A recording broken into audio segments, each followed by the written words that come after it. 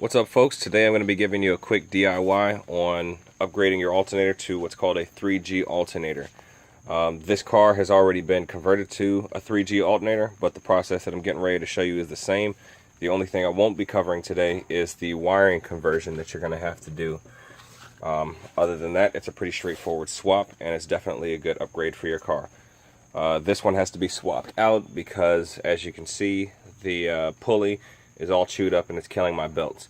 So we have a new unit. We're going to swap it in. I'm going to show you how to do that. Now the intake has already been removed for ease of access. The first thing you're going to do in this process is release your tensioner and remove the belt. And to do this, I like to use the breaker bar to push the tensioner up, and you simply slide the belt off, let your tensioner back down. Before you start messing with any wires, make sure your battery is disconnected before you continue. I already loosened that up earlier. Your battery should never be that loose. It's up to you whether or not you want to disconnect the wires first or unbolt the alternator first. I'm going to go ahead and unbolt the alternator first. And to unbolt the alternator, there's just going to be 2 bolts.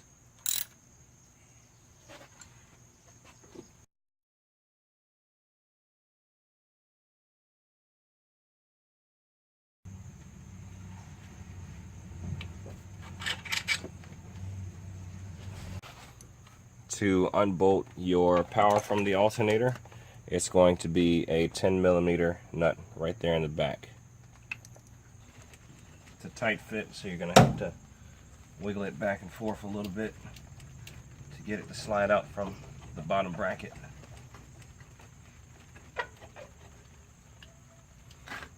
And now that the alternator is free, you can undo your wiring. Alright, now that the alternator is removed, if you're coming from a single wire alternator, you're going to have to make clearance on your alternator bracket.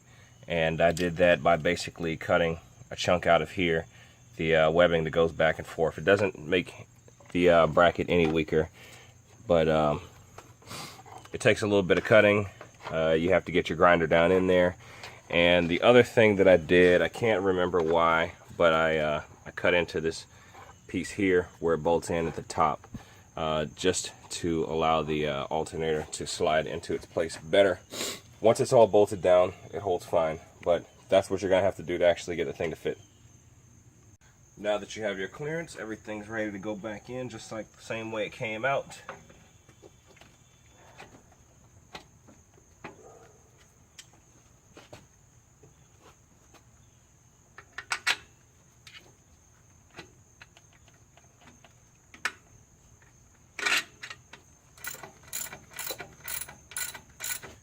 Alright, now I know you've seen my engine moving all over the place. The reason for that is because it doesn't have a transmission attached right now, so the mounting point in the back is disconnected. There's a whole lot going on with that. Reasons why you would want to switch to a 3G style alternator is because your old crusty Foxbody alternator, when it gets burned out, these things are cheaper, they're more plentiful, and they're more powerful, and you can get a lot more other options with them.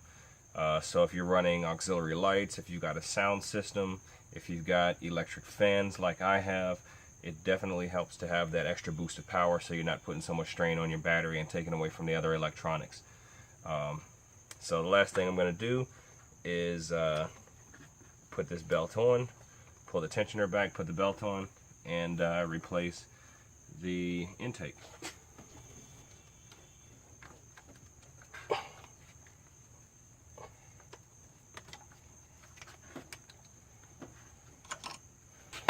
One last thing to add, when you upgrade to the 3G alternator, your old belt is going to be useless. You're going to have to figure out what belt it is that you need, because this pulley here is slightly smaller than the Foxbody pulley, and your belt is not going to work at all.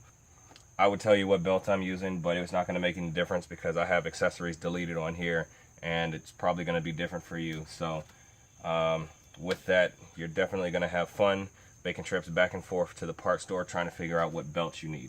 But that's the name of the game, and that's how it works. The last thing I'd like to add is once you have your alternator installed, you're going to have to check your voltage at the alternator and at the battery to make sure that it's outputting the proper amount of power. Your stock voltmeter on your dash is probably not going to read correctly. So don't rely on that. Go ahead and use a voltmeter and see where you're at with your voltage. Thanks for watching this quick video.